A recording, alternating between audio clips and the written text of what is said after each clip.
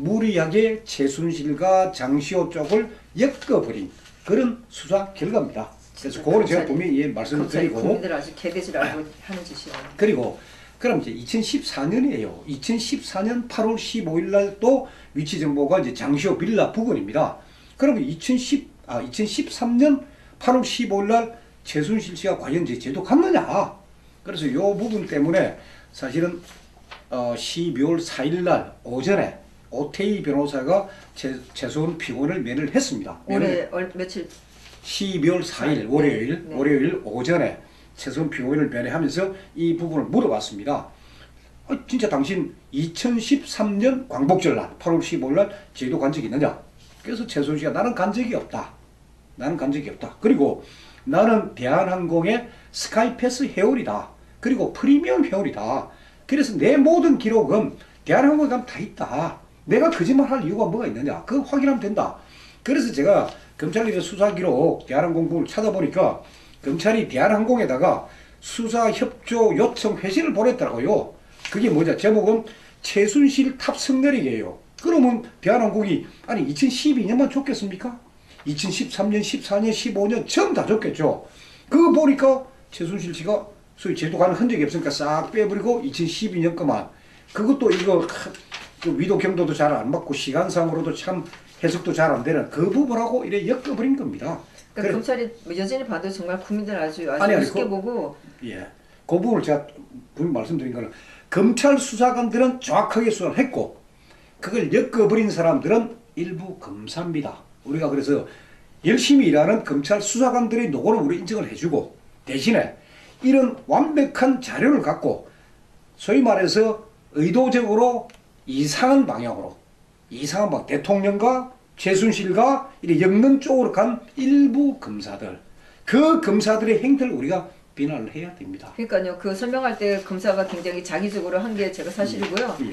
제가 손석희 씨가 어떻게 방송하는지를 제가 구정에 시골 갔을 때 방송 봤을 때 제가 확실하게 그 어떻게 손석희가 조작하는지는 제가 확실하게 봤기 때문에 똑같은 방식으로 하고 있는 것 같아요. 예.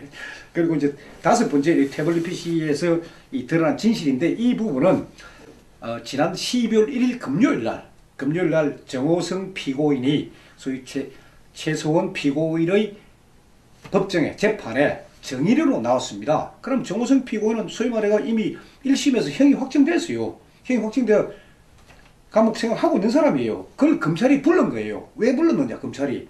자, 대통령과 최순실과 정호성이 3자 녹음한 거, 이런 게 있다. 이런 걸 법정을 통해서 밝히면서 결국 대통령과 최순실 엮으려고 그것 때문에 정호성을 증인으로 불러낸 거예요. 불러내면서 이제 핵심은 뭐냐? 불러낸 거는 이제 정호성으로부터 압수한 핸드폰 2개, 그 관련된 신문을 하겠다고 불러낸 겁니다. 근데 이 정호성 비서관이 압수된 핸드폰, 그리고 그 핸드폰 통화 내역과 그 녹취록이 소위 검찰이 증거라고 다 제시를 했는데, 변호인단에서 그거 증거 인정 못한다. 그거 녹취록 인정 못한다 우리가. 그런 거.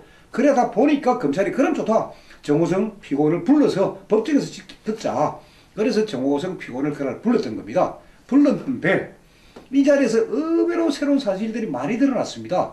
그래서 12월 1일 지난주 금요일 날 정호성의 공판 조서, 법정에서 한 이야기, 그거는 전부 다 녹취를 합니다. 그게 녹취를 하고 그 녹취가 한 3주 정도 되면은 이게 녹취록으로 나옵니다. 그 녹취록은 굉장히 중요한 녹취록입니다.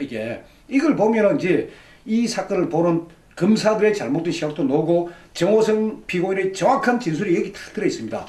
그러면 이 10월 1일 금요일 날 법정에서 한 이야기를 제가 저도 법정에 못 들었습니다. 못 들었는 대신에 이경재 변호사, 오태희 변호사를 통해서 그 법정 분위기를 제가 쭉 들었습니다.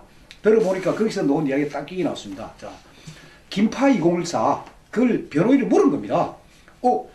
정의는 김파 2014라는 이메일 안 하냐? 그러니까 정호성 피고인이 이렇게 대답합니다. 사실 제가 작년에 검찰 수사를 받을 때 검찰이 똑같이 물어봅디다. 김파 2014 gmail.com을 물어봅디다.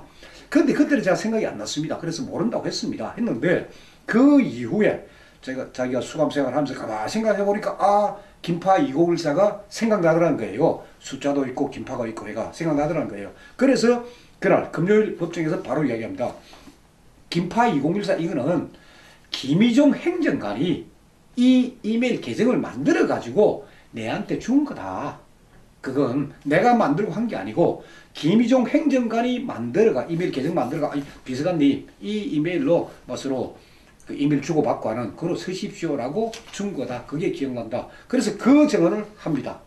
그러면 여기서 사실 변호인단이 구체적으로 그러면 그 김파 2013 통일가 뭐 드레스덴 연설문을 주고받았느냐 안 받았느냐 이런 부분들을 계속 쭉쭉 꼬치꼬치 물어야 되는데 그날은 뭐 드레스덴이 핵심이 아니다 보니까 그 부분은 일단 김희종 행정관이 만들어서 정호성 비서관한테 주었다. 그 사실이 하나 나왔습니다. 김파 2014 이거는 사실 그동안 그 포렌식 자료에서 나와서 저희들이 그 알고 있지 않았었나요? 예. 다 알고 있죠. 알고 있는데 이 김파 2014 누구 거냐?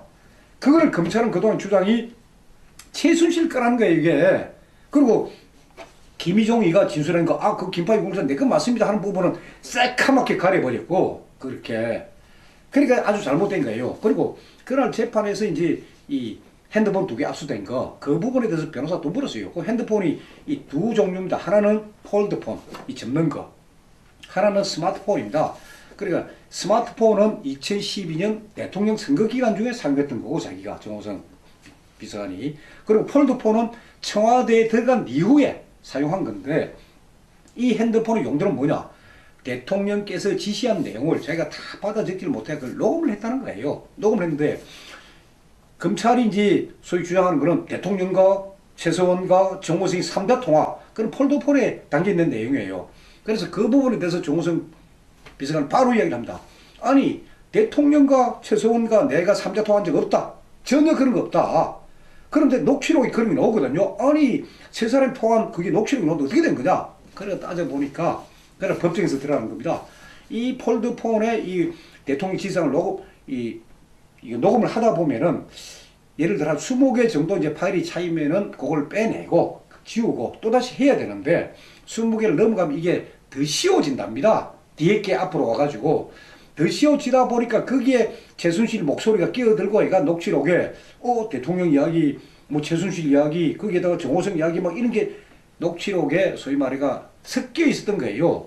그래서 그거 갖고 검찰은 대통령과 최소원과 정호성이 말이야 세 명이 스피커폰으로 서로 통한 이게 증거다 했는데 그게 아니라는 게 금요일 재판에서 다 드러났습니다. 또 보면 사실 그 기술적인 문제에 있어서 검찰은 또 국민들을 또 바보처럼 속이고 있는 거 아니에요? 그날 법정에서 드러났죠. 검찰이 그 잘못한 게 그래서 검찰 쪽이 완전 얼굴 벌개지고 난리가 났었답니다. 일단 그래 됐고 그리고 이제 송파랑이라는 닉네임 김파 2014의 송파랑 닉네임 그 부분은 정호성 비서관도 그건 생각이 안 난다. 왜 송파를 냈는지 그 부분은 생각 안 난다는 이야기 했고 그 다음에 또 하나 중요한 건 뭐냐.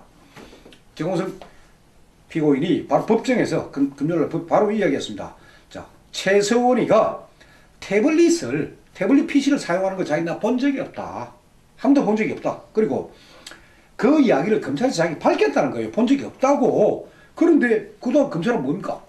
정호성이가 최순실이가 소위 태블릿 PC 사용한 걸 봤다라고 진술했다는데 그 진술 그러니까 검찰이 그동안에 언론을 통해서 국민들에게 속였던 게 그게 거짓말이라는 게 정호성 비서관의 그날 법정 증언으로 다 드러났습니다. 검찰은 타블릿 PC를 3개까지 보여주면서 흔들면서 최순실 거라고 얘기를 했었어요. 이규철 그 대변인이 그렇게 얘기했었잖아요. 그 특검 대변인이죠.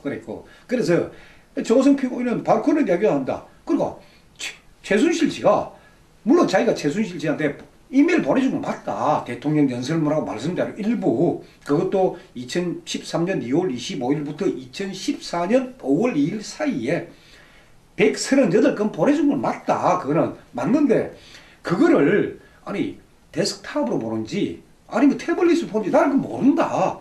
나는 최순실이라는 사람이 태블릿 PC 쓰는 거 본 적도 없고 그거 사용했다는 말을 들은 적도 없다. 그 이야기를 바로 합니다. 그 이야기를 그날 법정에서 아주 이게 또 중요한 이야기입니다. 그리고 그날 법정에서 참 검찰이 결정적으로 실수를 했습니다. 그래서 이 부분은 12월 1일자 공판조서 그 녹취록이 너무 아주 자세히 이게 어느 정도 중요한지 그 내용이 다 나오는데 이날 법정에서 이제 이경재 변호사가 이 태블릿 PC와 관련해서 이렇게 검찰을 공격을 합니다. 자, JTBC가 이 태블릿 PC를 입수한 이후에 왜 장성호 사진을 집어넣느냐. 장성호 사진 집어넣은 거, 그 진짜 의심스럽다. 그 의도가 의심스럽다. 그래서 이거는 기획된 국정농단 사건이다 하고 검찰을 막 공격합니다. 기획된 거다 이거는.